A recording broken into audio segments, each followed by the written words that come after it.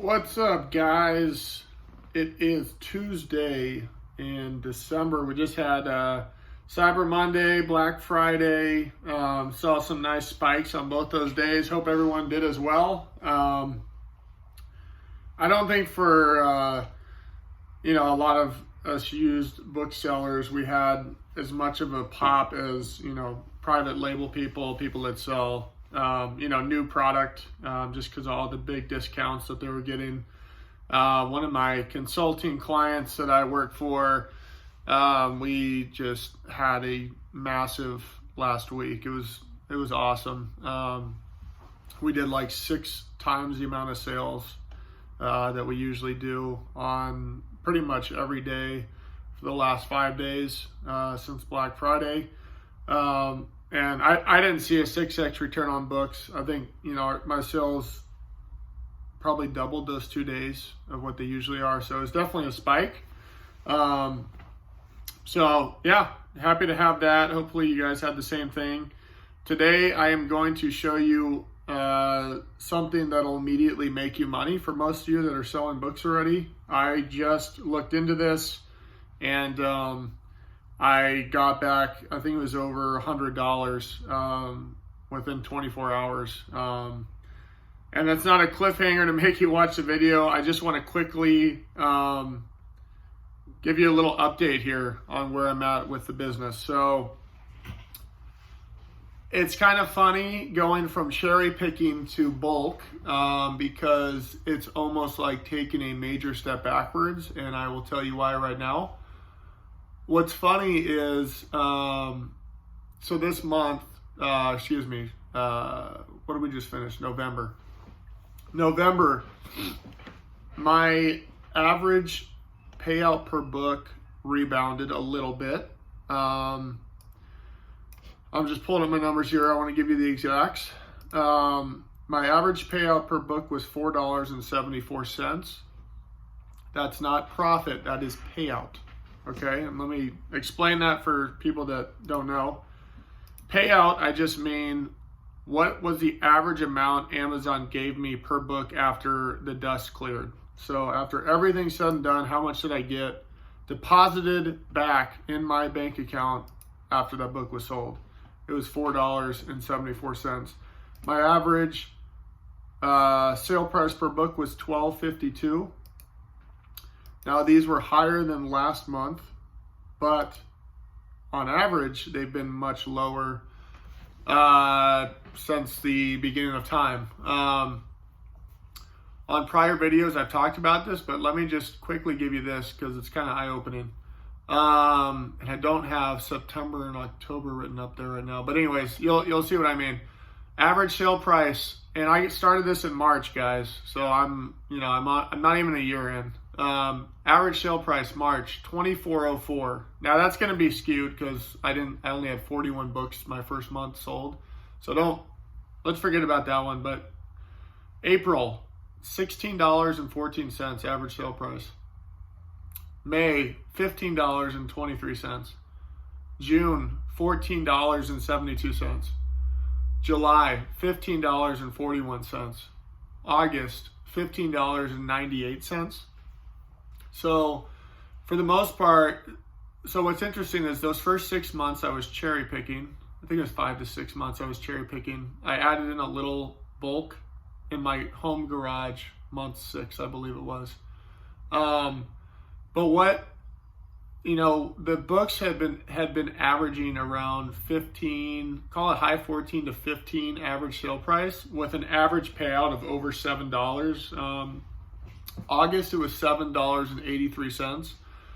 But that was textbook season, you guys. So on, your numbers are going to should be at least inflated then if you have any textbooks that are selling. So bottom line is, am I concerned that my average payout is $3 less than it was when I was selling and doing cherry picking mostly? No, I'm not. That's a natural progression. Going from cherry picking to bulk, you are able to pick a lot more books that are lower dollar value. one, because you've already paid for them. Two, because, and why wouldn't you monetize what you've already paid for? But two is you're doing LTL shipments, and it brings the shipping down like 300%. So you can do that kind of thing. So what I'm getting at here is that this is really interesting, actually, and this is something where I don't think bulk is for everybody. I made the jump because I wanted to grow this bigger than just me, busting my butt all the time, driving all day, store to store.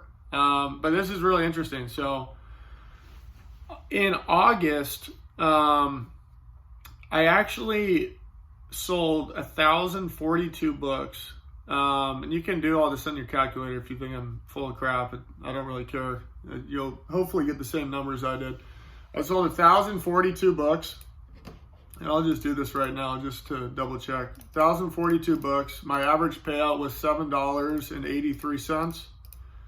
That means that my payouts from Amazon back to me was $8,158.86. Now, I didn't have a warehouse then. I didn't have, all this equipment that I had to buy. I just had my one printer, which was $80 or whatever, and I had my $110 worth of software costs every month. So that the amount of payouts I received from Amazon were $8,158. That was my payout per book. If you take the amount of books I sold, which was 1,042, and you multiply it by $2, which I was not paying over $2. I wasn't even paying close to $2, but let's just say for the sake of this argument, let's inflate it even. So if I sold 1,042 books, multiplied by 2, that's $2,084 in COGS. And then obviously there was gas money, which if you want to inflate that too, call it $500. There's no way I spent that much in gas, but call it $500 for that month. That's $2,584. So, that was at least, it was over $5,000 in net. And what's funny is this month on my bulk business, I netted just shy of $2,000. So you can see what I mean by you take a step back, because now I have a warehouse. I have all the utilities to pay for. I have some part-time employment to pay for. I pay for a 26-foot box truck once a week at least. I'm trying to think what else. I have more software costs because I have team members that I have on the software, so I pay more. I'm buying a lot more boxes, a lot more tape, a lot more everything. So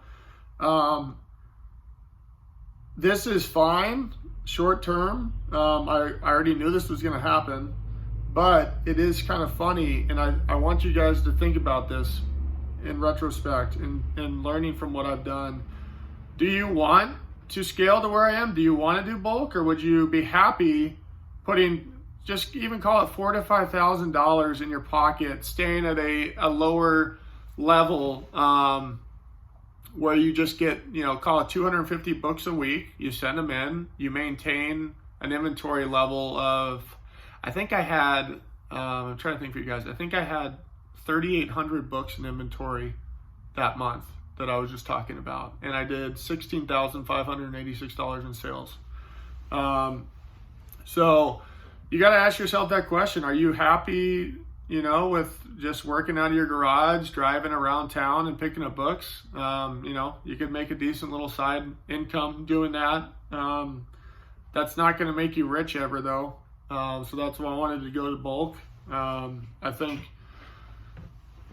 think that I work harder than most people, and this is just being honest with you guys. I think I work harder than most people. I think I'm willing to put in more time. I certainly was able to ask hard questions and, kind of talk to people that, at stores and whatnot, and ask them and kind of push on them to get me, books that people can see, to ask for discounts all the time. Like, guys, I would go up to, like, I'd be in Goodwill and I would just say, like, anything I could do to always get cheaper books. I mean, you got to understand, there's so many ways that you can save money on books. Like, when I would go up, if I had a handful of books at Goodwill, I'd go up and I'd go, hey, and if it wasn't even a children's book in the children's section, I'd go, hey, this is a children's book, right? And they'd just be like, yeah,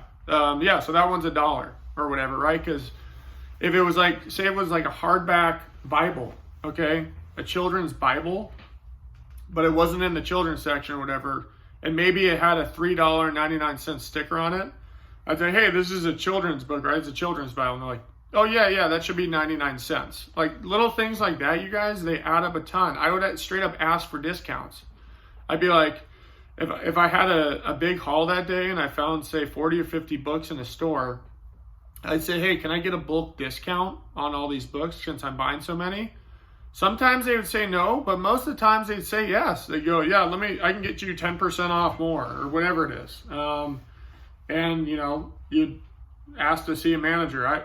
What I'm saying is, I would ask those questions maybe some people wouldn't do because they were scared or they would be embarrassed or whatever.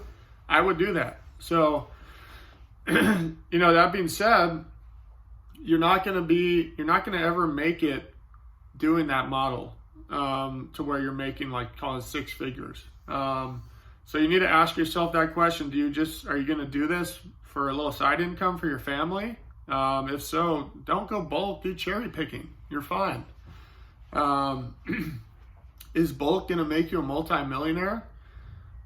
Not at the level I want to go to. I'm not trying to have, 100 employees in a freaking 1,000,000 square foot, warehouse, whatever size you need for that. I just want a nice lean and mean business that puts 6 figures in my pocket, even low 6 figures, and where I have less than a handful of employees, all that are just gnarly, hardworking guys or girls, whatever, that want to work hard, have fun, and make money. So that's what I'm going for, and that's why I knew I needed to go bulk. So if you guys have any questions, let me know about that. Always happy to help. Now, let's get to the part where I show you where to make some money right now. So, what you need to do, you're most likely on your computer if you're watching this, get into your Seller Central account. You're going to go to your top tabs, hover over reports, go down to fulfillment. I'll give you guys a second. Have a little coffee while I'm waiting here. Go down to fulfillment. On the left-hand side rail, you're going to scroll down. You're going to scroll down to payments. There's a payment section. It's about 3 sections down. Click Show More in the payment section. And then click Reimbursements. Now, you're going to see it says View Online. It should be highlighted. Go next to where it says Event Date. I would go back 365 days. However long you've been selling, just go back 365, hit Generate Report, excuse me. It's going to load for a second. Now, it's going to show you all the reimbursement IDs, case numbers, and the reason. For every single reason that says damaged warehouse or damaged or lost warehouse, and if you look over to the right and it says amount per unit or amount total 0, all those you should have been paid on most likely, and you didn't. So what you need to do is open a new tab, create a case, and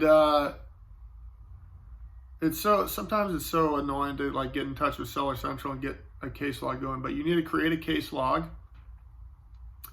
and you're going to go in and you're going to put in the reimbursement IDs, and you're going to say, hey, you know, all these following reimbursement IDs I was reimbursed $0 for when they were damaged in your warehouse or lost in your warehouse.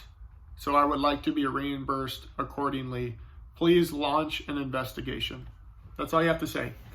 I just did it. Like I said, I had 36, I think it was 36 FBA, I think it was 36 of them that were damaged or lost, and I got paid on a lot of them. So it took me like 5 minutes, you guys, and it's over $100. So it's going to be worth it completely. So get over there, do that. If you have any questions, let me know in the comments section.